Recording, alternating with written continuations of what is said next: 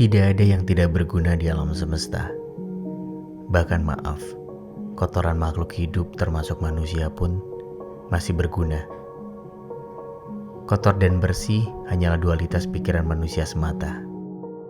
Beras yang kita makan adalah hasil dari kerja gabungan banyak hal kotor dan bersih.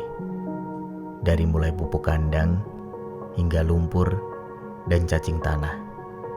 Lalu lihat bagaimana interaksi kita dengan tumbuhan yang selalu kita sia-siakan. Mereka adalah produsen oksigen dan racun CO2 yang kita keluarkan adalah makanan lezat bagi mereka. Ada sebuah cerita miris tapi lucu mengenai desa tempat tinggal saya di Sleman, Yogyakarta. Sudah hampir 4 tahun ini semua sawah tidak ditanami padi karena tikus yang merajalela menghabiskan tanaman padi petani.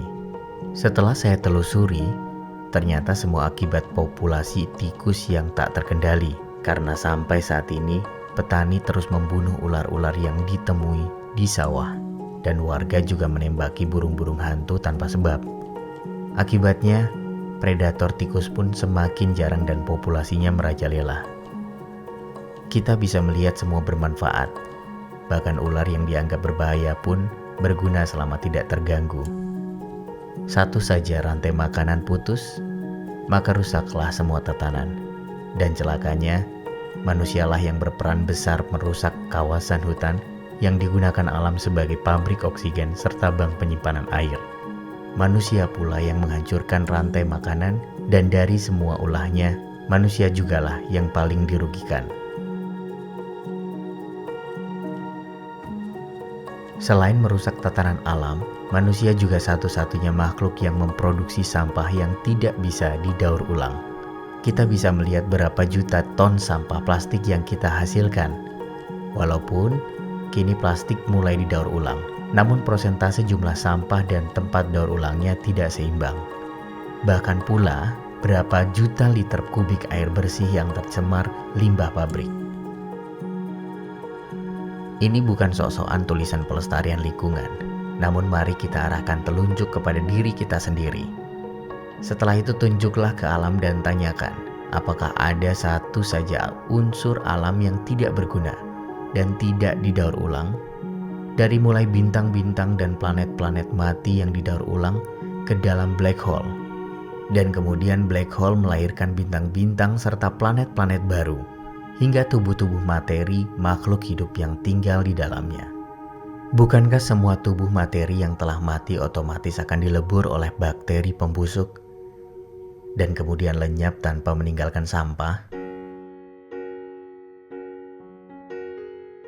Tidak hanya materi saja, namun energi, termasuk jiwa-jiwa juga mengalami daur ulang. Saya melihat jiwa-jiwa yang telah lepas dari tubuh-tubuh materi tidak berakhir di satu tempat bernama surga dan neraka. Jiwa-jiwa yang terpisah dari tubuh-tubuh materi kembali ke asalnya, dilebur dan kemudian kembali digunakan untuk mengisi tubuh-tubuh materi baru. Kehidupan adalah daur ulang. Kelahiran dan kematian adalah sebuah proses daur ulang. Jiwa-jiwa yang menghuni tubuh-tubuh materi adalah sang hidup yang membuat hidup. Ibarat listrik yang menghidupkan sebuah komputer, di mana listrik benar-benar netral. Tanpa listrik, secanggih apapun komputer tidak akan bisa berfungsi. Jiwa-jiwa tersebut kemudian meneruskan semua catatan karma yang tersimpan dalam setiap DNA, yang merupakan kumpulan catatan karma para pendahulu atau leluhur kita. Bukankah tubuh kita adalah buku catatan semua kehidupan leluhur kita? Ketika seorang bayi lahir, ia sudah memiliki 23 kromosom ayahnya dan 23 kromosom ibunya. Demikian pula ayah dan ibunya yang memiliki 23 kromosom dari ayah dan 23 kromosom dari ibunya. Dari situlah catatan-catatan perbuatan leluhur kita menitis ke tubuh kita dan disebut konsep reinkarnasi. Apakah ini adalah konsep reinkarnasi yang sebenarnya dan selama ini dibuat rumit oleh manusia? Saya tidak tahu dan tidak berani menyimpulkan karena saya bukanlah sumber kebenaran. Hal yang saya ungkapkan cukup saya jadikan referensi saja untuk memahami kehidupan yang sebenarnya. saya akan mencoba menulis mengenai konsep reinkarnasi dan karma pala yang telah salah dipahami. Di catatan lain setelah ini, jika kita ingin mengetahui esensi kehidupan, maka amati dan pahami bagaimana alam semesta ini bekerja. Daur ulang adalah salah satu sistem kerja alam semesta, sehingga tidak ada satupun sampah yang terbuang. Artinya, tidak ada satupun materi atau energi yang tidak berguna. Jadi jika masih ada manusia yang menganggap dirinya tidak berguna, pasti itu hanyalah karangan pikirannya saja. Jika manusia masih merusak semua tatanan alam, pastilah manusia adalah yang pertama akan mengalami dampak kerugiannya.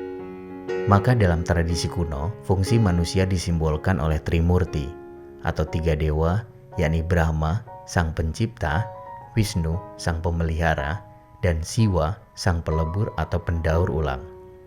Dengan sistem daur ulang, maka kita akan memahami gerak semesta, bencana, kelahiran, dan kematian, rantai makanan, dan lain sebagainya adalah cara alam untuk memberikan keseimbangan, sehingga tidak pernah ada timbangan yang berat sebelah. Sampai bertemu di Hangout Talk Monolog selanjutnya. Sampai jumpa. Salam sehat selalu untuk kita semua. Salam sejahtera. Rahayu, rahayu, rahayu.